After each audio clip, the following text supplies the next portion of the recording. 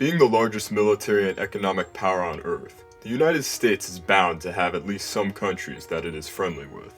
Some of these nations have long histories of working with the United States in foreign affairs.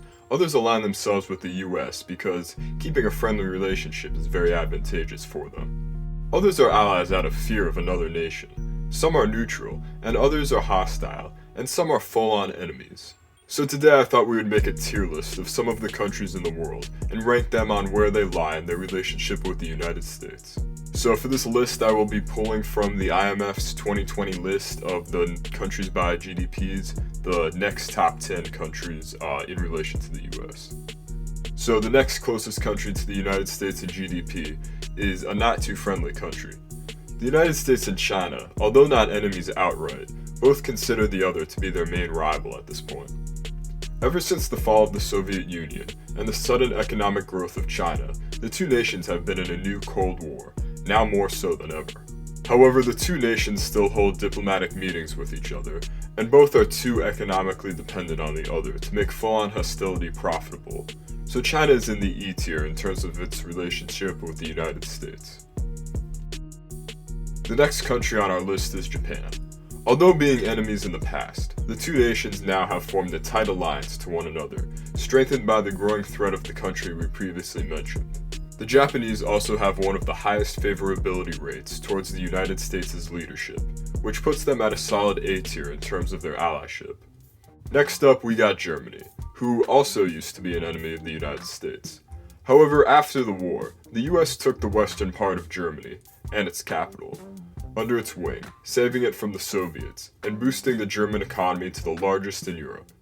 Although Germany has in the past decades moved to establish its own interests, and not be afraid to challenge the United States', and Germans not viewing Americans favorably after the election of the current president, the two countries are still very strong allies. So I would put Germany in the B category. The next country is the United Kingdom. Having started out fighting the United States, the two countries would eventually become strong friends through their alliance in the World Wars, and next, their alliance against the Soviet Union.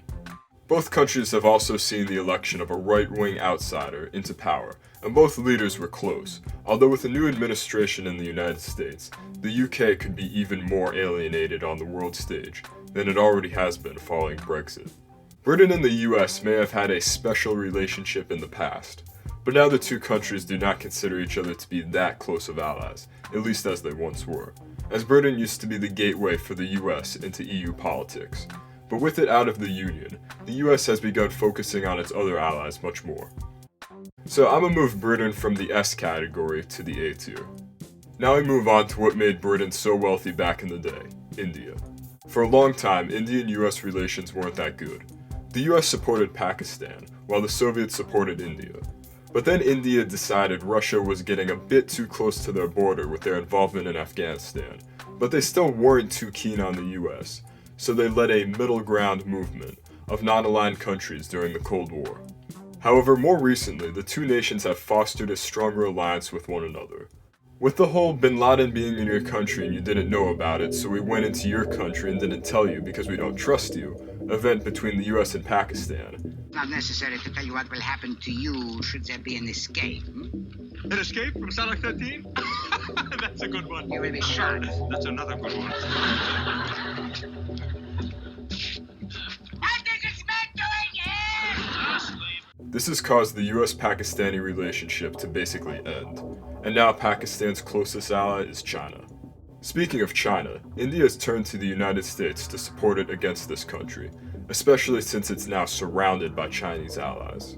So for now, I'ma put India in the B tier, because it hasn't quite built up that special relationship yet, but if China becomes a larger threat, the US-India relationship is going to be one of the strongest and most important in the next years.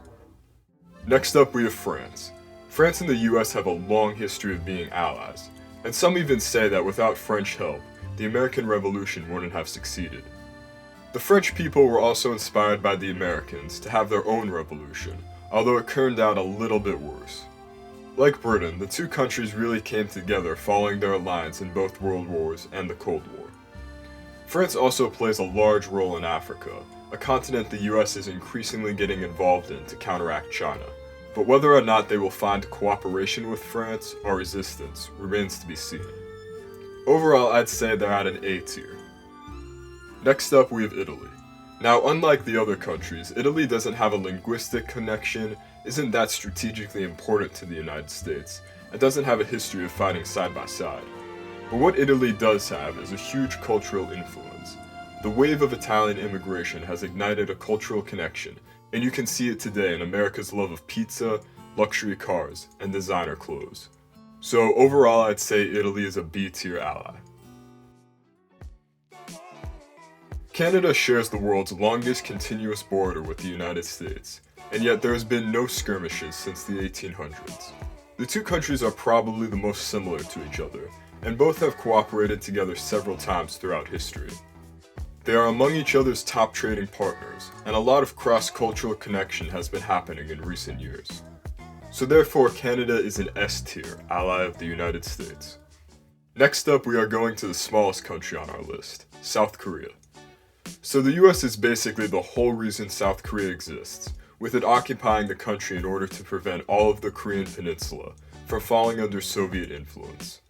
Although it did introduce modern capitalism to the country, it's not necessarily why the country is so successful today, because there were a lot of dictators in the early days. But the fact that the nation is now so successful, and that it relies on the US basically for its own survival, as they have no nukes to counteract the North. And on top of this, South Koreans' views of the United States is among the highest. So for these reasons, I will be putting South Korea as an S-tier US ally. Alright, for our final country, we have Russia. Now, ever since the end of World War II, to the rise of China, Russia was always America's arch nemesis. But now, despite the rise of Putin and Russia's current aggression, it's still pretty clear that they're no longer much of a threat to the United States, especially with the rise of China. And relations are still better than they were, and are a lot better than a lot of other US relationships with other countries. But because of the history these two nations share, I'll still be putting Russia as an E-tier adversary. So there you have it, our tier list in terms of US allyship for its next 10 competing economies. If you guys liked that video, remember to leave a like and subscribe if you haven't yet. And let me know down in the comments if you want to see a part 2 to this.